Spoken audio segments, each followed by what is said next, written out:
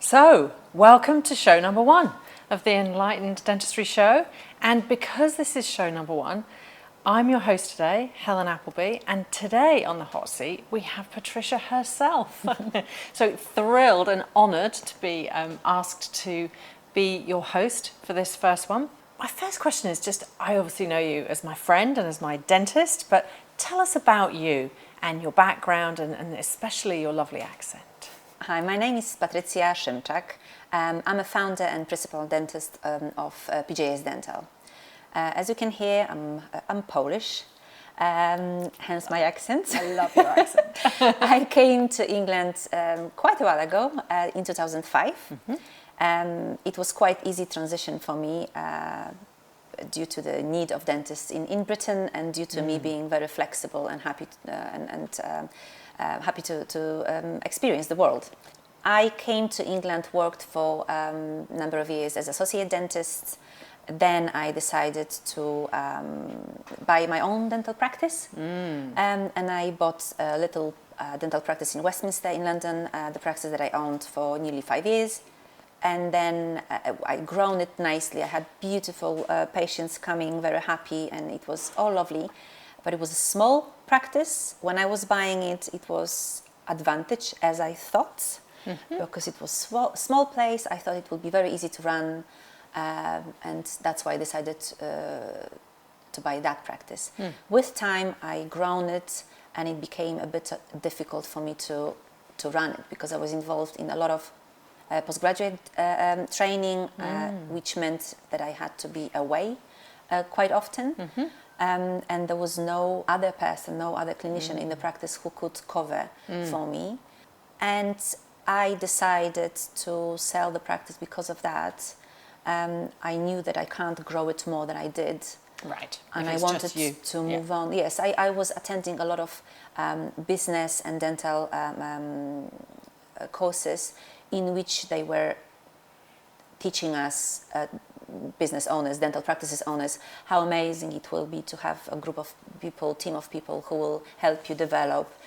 You will have a treatment coordinator and receptionist and practice manager and many other people who will help you to run the business.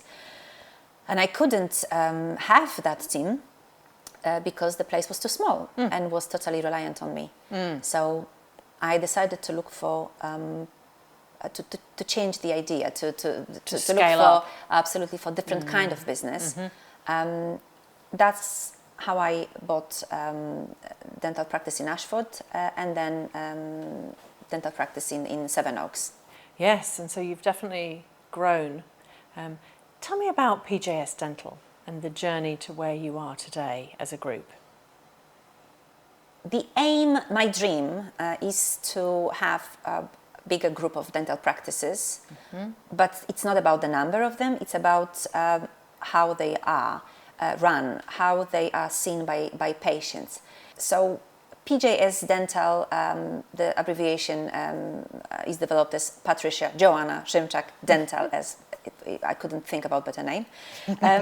And this is a mother of those two practices. So both practices are completely different in character, yet we want them to be similar and recognizable for all patients. So they are different locations. One practice is in Ashford in Kent, that's Sunnyside Dental Practice. The other practice is in Sevenoaks, it's Riverhead Dental Practice. But we want the quality and the brand and the experience that the patients have to be very similar. We aim to change the industry a bit, to be more patients orientated. So clinicians don't forget that there is a person attached to the mouth. That's fantastic. Tell me more about Enlightened Dentistry and really what's different about PJS Dental and the experience that you give your patients. I think my aim and my pride, because it has been resurfacing more and more often, at PJS Dental we want patients to experience good dentistry, but as well as exceptional customer service. We want patients to feel good, to have warm experience and memory after visiting us. We want patients to feel that they are very important to us, that we really do listen. I assume, of course, this is obvious, I assume that patients, we are not talking about the quality of dentistry. We give them the best quality we can. I'm talking about them being a person.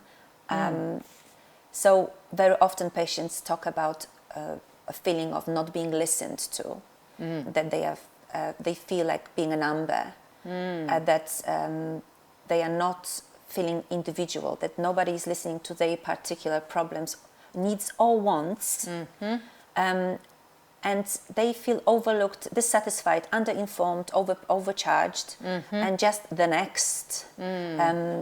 This is what we are changing. And that's what you want to change. That's what we want to change. And very often, and this is my pride. This makes me tick. This is my pride that patients come to us and very often talk about how nice they felt, how welcoming we are, how it is nice and refreshing for them to feel being listened to, that we really come out of our way to help them, and we are doing a lot to make them feel special, because we truly understand that there are so many dental practices, amazing practices, offering amazing dentistry, but very often the personal side of the experience that patients have is forgotten. And we want to focus on that. Patients feel less stressed and more reassured when we give them chance to talk to us about what they want or need. So looking forward 3 to 5 years, you've been on an amazing journey already, but what's coming in the future for PJS Dental and for you all? We aim to develop, we decided to put a name on it, Enlightened Dentistry. We just because it's just easier to talk about the thing when it has a name. Yes. So we want to provide more training to our staff, team rather. I prefer to call people working with us, and I'm talking about people starting from receptionists, dental nurses, the management team and clinicians. We want them all to understand where we are going. And where we are going, we want to develop, we want to acquire, and during the next 12 to 18 months, another 1 to 2 dental practices. Wonderful.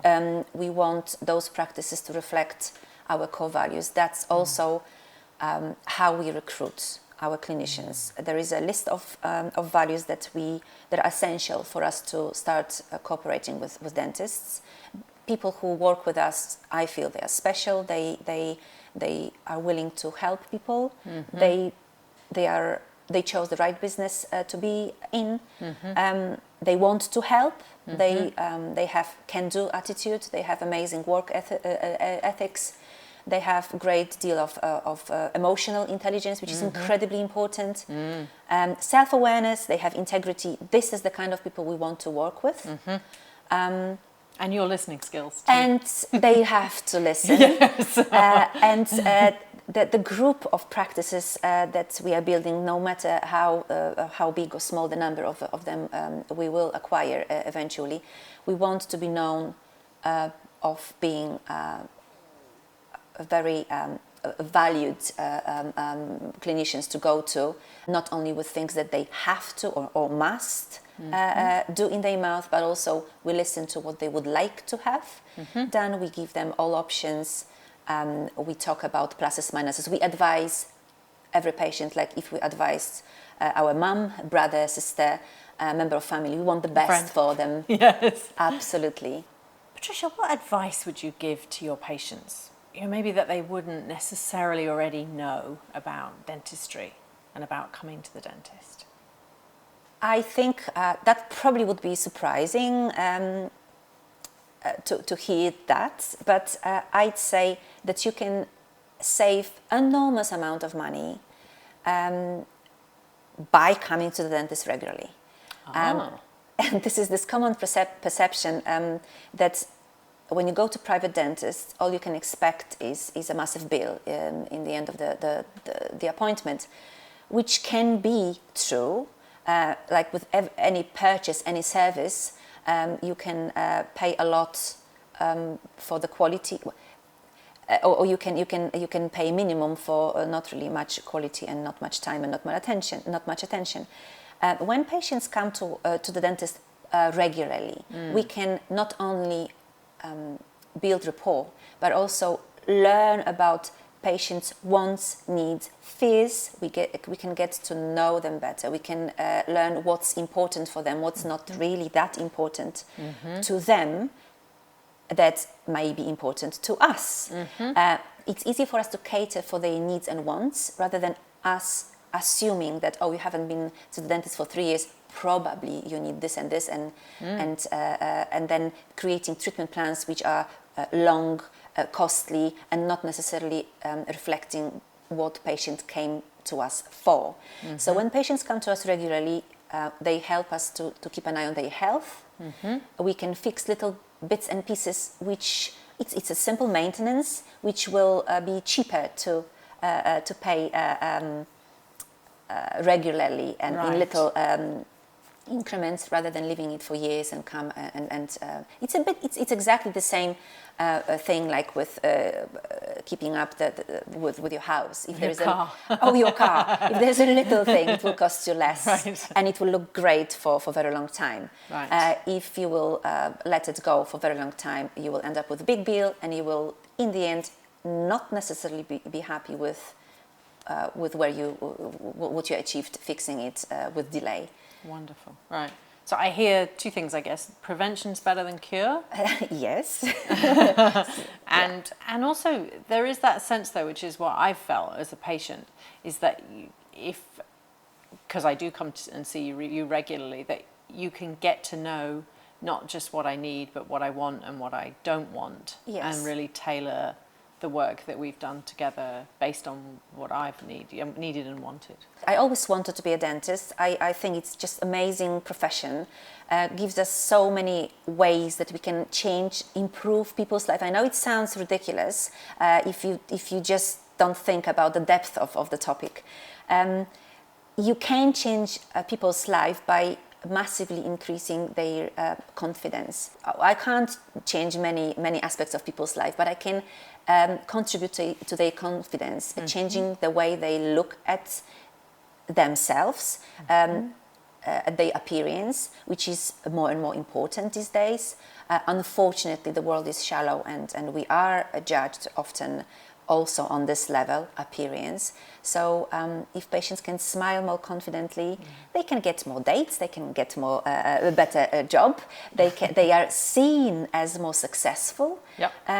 This is either we like it or not.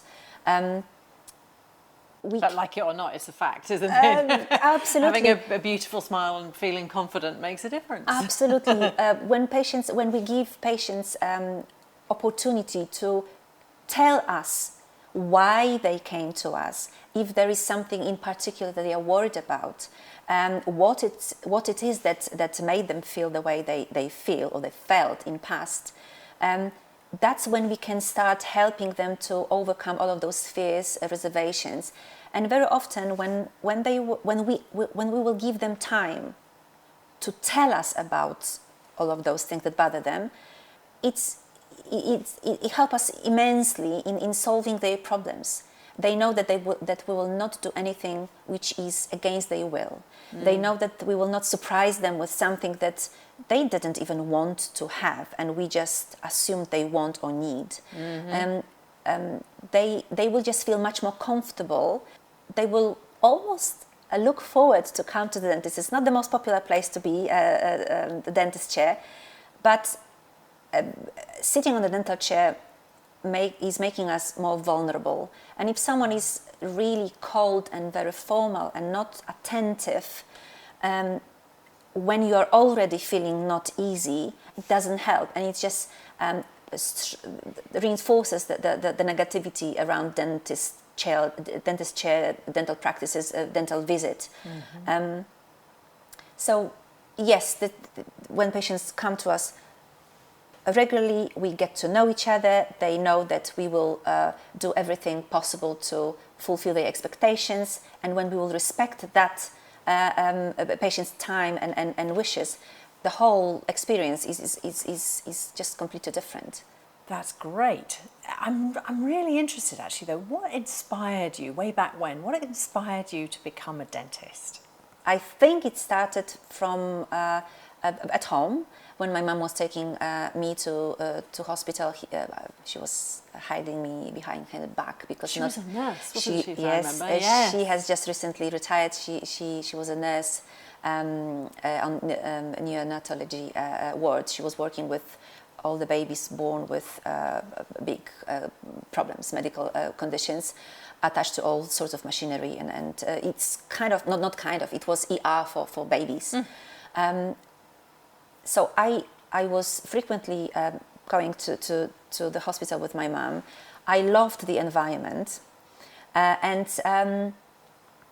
I wanted to do something with my hands, medical with my hands. And for a moment, I thought that probably it would be a good idea to be a heart surgeon, not knowing what it comes with. Then I started going to my dentist, who was a lovely lady. It was a lovely experience. Music in the background. She was very gentle. Despite the fact that I was actually scared on the dental chair, she kept me happy. And I wanted to be my own boss. I wanted to change people's lives as much as I can. And dentistry gives you so many options. There's so many different things we can do, from strictly health related to sophisticated beauty treatments. We can help people overcome their fear. We can help people to make them look really 10 years younger. And we can cater for everyone, and it's just beautiful when you see how massive change it makes in people's life, either when they overcome enormous fear that they developed over years, and now they are not scared of the dentist, or we made some little improvements, and the outcome is beautiful, and they just smile that wide, and they are just more confident. They are just becoming. They're starting believing in their abilities much more. It's great to be a dentist. Wonderful. Final question. So you're so warm and professional, and wearing a white coat all day. Tell me something quirky and odd about you, Patricia. Patients see us in uniforms, serious-ish. At the dental practice, we are on the job, we are doing what they expected us to do, and very often they almost forget that we are normal human beings with our lives, and we have animals. And so I have animals. I have an absolutely gorgeous dog. His name is Brian, who is much more famous than many people who claim they are famous. He is very famous on Instagram. He has over 32,000 followers on Instagram. Wow. So this is Brian, the wire-hair Vizsla. We have now another a dog who is almost 5 months old, another wire-hair Vizsla. His name is Arthur. I love them to bits. And me and my partner, we have this account on Instagram where we let go our bit naughty side. We are making little funny comments under the pictures. And this is something. Those dogs make my day. Doesn't matter if I'm happy or unhappy, stressed or not stressed. I'm coming to work. I'm coming home from work. They are there. To famous dogs. To famous dogs, and Lovely. Yes, every day the number of followers grows. Wonderful. Thank you, Patricia. It's been fascinating to hear about your journey. And your famous dogs too. Thank you very much, Helen. Thank you for coming and visiting us.